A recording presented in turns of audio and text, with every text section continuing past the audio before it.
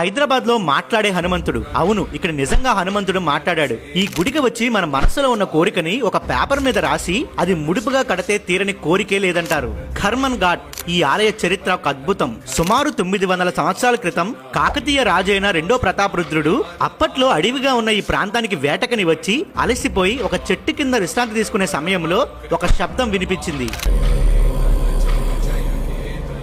ఈ శబ్దం విని ఎక్కడి నుంచి వచ్చిందా అని చూడగానే హనుమంతుడి రూపంలో ఉన్న ఒక రాయిలోంచి ఈ శబ్దం వినిపిస్తుంది. ఆ రాత్రి అక్కడే విశ్రాంతి తీసుకున్న సమయంలో సాక్షాత్ హనుమంతుడు కల్లోకి వచ్చి నాకిక్కడ ఆలయం కట్టాల్సిందిగా ఆదేశిస్తాడు. ఇక్కడ హనుమంతుడు ఉన్నాడని చెప్పడానికి సాక్ష్యం ఏంటంటే, మీరు ఈ మధ్యన చూసిన చావా సినిమాలో సంభాజీ మహారాజుని దొంగ దెబ్బ తీసిన ఔరంగజేబ్ అప్పట్లో ఈ ఆలయాన్ని కోల్చడానికి తన సైన్యాన్ని పంపిస్తే ఒక అంగుళం కూడా ఈ ఆలయంలో ధ్వంసం చేయలేకపోయారు.